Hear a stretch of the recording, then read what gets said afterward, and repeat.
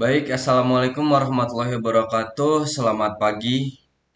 Ketiga, safety for you, safety for us. Jadi, pada hari ini saya Erlangga Eka Syahputra akan memimpin Toolbox Meeting sebelum kita semua melaksanakan pekerjaan di hari ini. Jadi pada hari ini saya akan menyampaikan beberapa poin mengenai bising di tempat kerja.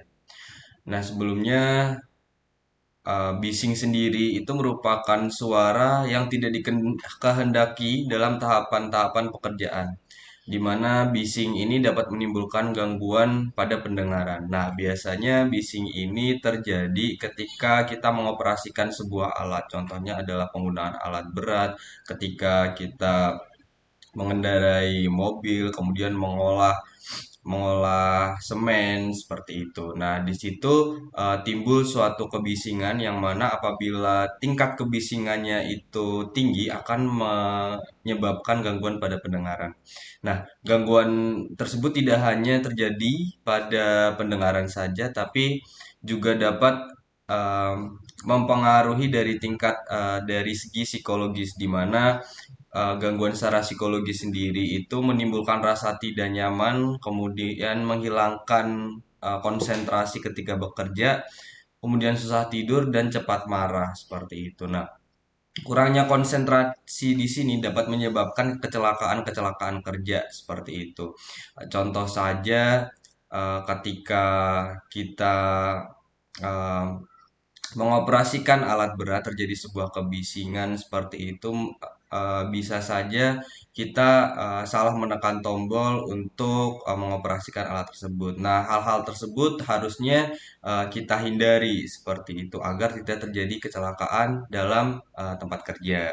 Selain itu juga menyebabkan penyakit psikosomatik di mana penyakit ini contohnya itu adalah gastritis, penyakit jantung, stres, dan juga kelelahan. Kemudian selanjutnya adalah gangguan komunikasi di mana menurunnya fungsi pendengaran, kemudian adanya suara berdengung di telinga. Nah, ketika apa namanya terjadi em, symptoms atau gejala-gejala seperti ini, harapnya kita segera mengkomunikasikan kepada pihak ketiga atau kita sebagai pihak ketiga menyiapkan SOP yang mana nanti SOP-nya ini adalah memitigasi kita agar tidak terjadi atau menghindari adanya kecelakaan di tempat kerja. Nah, untuk mencegah gangguan kebisingan ini kita bisa melakukan beberapa usaha-usaha preventif seperti itu. Nah, contohnya adalah kita harus mengetahui nilai ambang batas bising untuk pekerja 8 jam adalah 85 desibel seperti itu. Kemudian untuk saat ini di lapangan saat ini tidak ada peralatan produksi yang melebihi 85 desibel.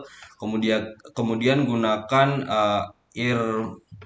earmuff atau earplug saat masuk ke area bising. Kemudian ketika terjadi suatu gejala-gejala yang disebabkan oleh adanya sumber kebisingan, yaitu kita segera melaporkan kepada klinik apabila terjadi gejala-gejala tersebut seperti itu.